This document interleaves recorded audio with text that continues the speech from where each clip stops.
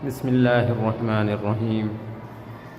عزیز طلبہ، السلام علیکم ورحمۃ اللہ وبرکاتہ۔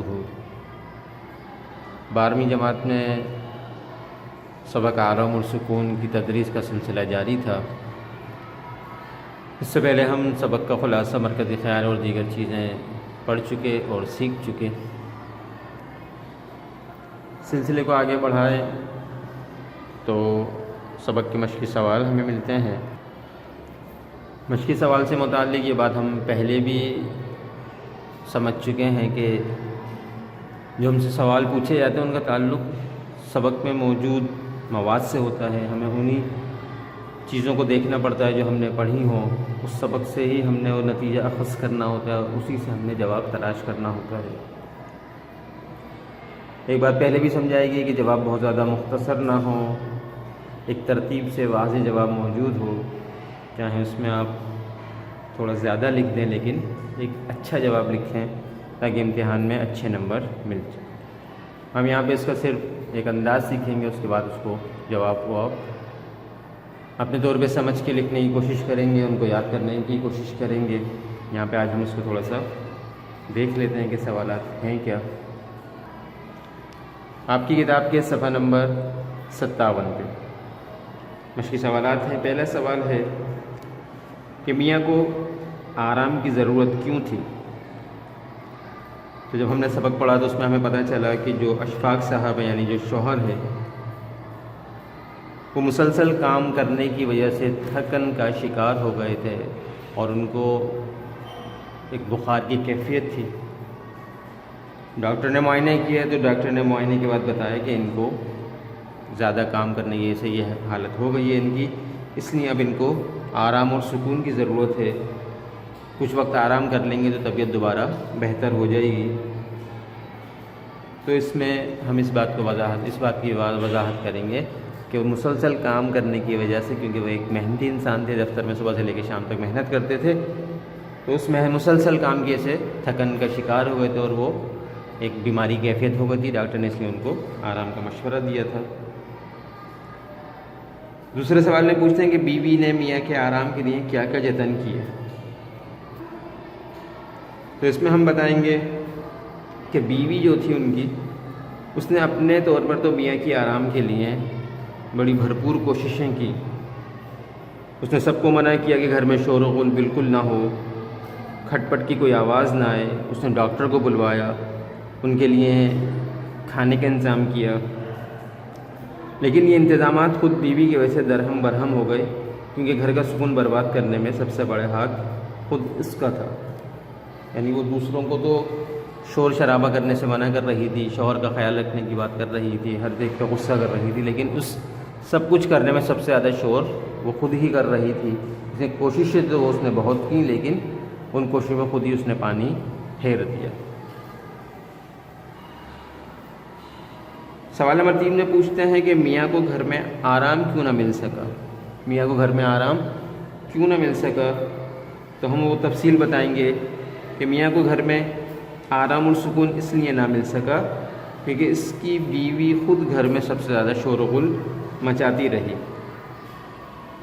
پڑوس میں سے بھی گانے کی مشق جو ہوتا ہے، ریاض جو ہوتا ہے، وہ ایک لڑکا کرتا رہا، اس کا شور شامل ہو گیا۔ گھر کے ذہن میں بچہ شور مچاتا رہا، گاڑی کی توڑ پھوڑ کرتا رہا۔ پانی والا آ گیا، اس نے دروازے کو پیٹنا شروع کر دیا۔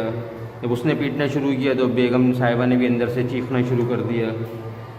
ادھر جو ان کا ملازم تھا وہ ہاون دستے میں ریٹھے جو ہوتے ہیں ان کو کوٹنے میں مصروف تھا، اس کی دھم دھم الگ ہو رہی تھی۔ اتنے میں ایک دروازے فقیر آ گیا، وہ بھی صدائیں لگانے لگا، اور یہ ساری چیزیں مل کے کیا ہوا، گھر میں سکون کے ماحول کو بالکل تباہ و برباد کر دیا۔ اس میں ہم تمام وہ حالات، کیفیت بیان کریں گے جو اس دم ہمیں پتہ چلی کہ یہ چیزیں تھیں اس گھر میں جو شور شرابے کی بن رہی تھی، جبکہ ڈاکٹر نے آرام اور سکون کے لیے گھر پہ رہنے کا مشورہ دیا تھا، لیکن یہ تمام چیزیں گھر میں نہیں مل رہی تھیں، بلکہ اس کی جگہ اضافی شور اور غل گھر میں بھی محسوس ہو رہا تھا۔ سوال نمبر 4 ہے کہ اس ڈرامے میں سرکاری دفاتر کی کیا حالت ہے اور اس میں کیا لطیف طنز کیا گیا ہے؟ تو ہم بتائیں گے اس ڈرامے میں سرکاری دفاتر اور ان کے ماحول پر دو قسم کا طنز کیا گیا ہے۔ ایک یہ کہ اکثر سرکاری دفاتر میں ملازموں پر کام کا اتنا بوجھ ہوتا ہے کہ وہ اعصابی تناؤ اور تھکن کا شکار ہو جاتے ہیں۔ دوسری طرف یہ بھی ثابت کیا گیا کہ آرام اور سکون کے لیے سرکاری دفتر گھر سے بہتر جگہ ہے، یعنی وہاں پہ کوئی کام تو ہوتا نہیں ہے، سرکاری دفاتر میں کوئی کام تو ہوتا نہیں ہے، تو جب انسان کو گھر میں سکون نہ ملے تو وہ دفتر چلے جاتا ہے کہ آرام اور سکون مل سکے، یعنی دفاتر میں کام نہیں ہوتا، صرف آرام ہوتا ہے۔ یہ ایک لطیف طنز کیا گیا۔ پانچواں ہے کہ اس ڈرامے میں کون سا کردار آپ کو پسند آیا اور کیوں آیا؟ یہ ہر انسان کا اپنی پسند ناپسند کے مطابق اس کا جواب دے سکتے ہیں۔ اگر آپ کو اشفاق صاحب کا کردار پسند آئے تو آپ بتائیں مجھے میاں کا کردار پسند آیا، کیوں پسند آیا، کہ کوئی بھی وجہ ہو سکتی ہے، مثال کے طور پر وہ محنتی انسان تھا اور وہ اتنے شور شرابے کے باوجود بھی گھر میں اس نے مزید شور شرابے کو برداشت کیا، بلکہ اس نے گھر سے نکلنے میں عافیت جانی۔ یا آپ کو اس کی بیوی اس کا کردار پسند آیا کہ وہ بیچاری اپنے طور پہ تو وہ میاں کے اس سکون پہنچانے کی، آرام پہنچانے کی کوشش کر رہی تھی، لیکن اپنی تیز زبانی کی وجہ سے، اپنی کہنا چاہیے کہ ایک عادت کی وجہ سے وہ ایک کہنا چاہیے کہ جیسے کہنا چاہیے نا اصلی کردار جو ہوتا ہے گھروں کا وہ دکھانے کی کوشش کی گئی ہے، اس کو بالکل اچھے انداز سے پیش کیا گیا ہے۔ تو اس طرح آپ کسی بھی کردار کے بارے میں اپنی رائے اپنے طور پہ دے سکتے ہیں۔ یہ سوال جواب مشق کے موجود تھے، یہ آپ کو صرف ایک طریقہ بتایا گیا کہ یہ اب اس کے مفہوم کو سامنے رکھ کے آپ ان کے جوابات اپنے طور پہ لکھ سکتے ہیں، کیونکہ یہ بات آپ کو بار بار اس لیے سمجھائی جا رہی ہے کہ آپ جواب اپنے الفاظ میں لکھنا سیکھیں، نہ ان کو آپ نوٹس سے تلاش کریں، نہ آپ ان کو کتابوں پہ نشان لگائیں، بلکہ اپنے الفاظ میں جواب لکھا جاتا ہے وہ زیادہ خوبصورت ہوتا ہے۔ آپ اپنے انداز میں لکھنے کی کوشش کریں، اپنے انداز سے لکھنا سیکھیں، اس سے آپ کی مہارت میں اضافہ ہوگا، آپ کو اچھا لکھنا آئے گا، اور وہ جو آپ خود لکھیں گے انشاءاللہ اس کے نمبر بھی اچھے ملیں گے، اور آپ کو جب وہ جوابات دیکھیں گے تو آپ کو ایک اچھا مطلب نئی احساس ہوگا، آپ کو خوشی ہوگی کہ آپ کے اندر کی صلاحیتوں میں اضافہ ہوتا جا رہا ہے۔ آج کی اس ویڈیو میں ہم یہیں پہ ختم کرتے ہیں، باقی جو سوالات ہیں اس مشق کے، اس میں عبارت کے مفہوم ہیں، جملے کی وضاحت ہے، کچھ قواعد کا کام ہے، اس میں حرف عطف کی تعریف کی گئی ہے۔ یہ چیزیں آپ دیکھ لیں گے، جملے بنانا آسان ہے، الفاظ معنی آپ دیکھ چکے۔ ہم دوسری ویڈیو میں ہم جو ہے عبارت کی جو تشریح ہوتی ہے، اس کا جو مفہوم ہوتا ہے اس کو سمجھیں گے، کس طرح عبارت کا مفہوم لکھنا چاہیے، اس میں کس طرح کی ہیڈنگ لگانی چاہیے، کیا کچھ لکھنا چاہیے، اس پہ انشاءاللہ ہم دوسری ویڈیو میں بات کریں گے۔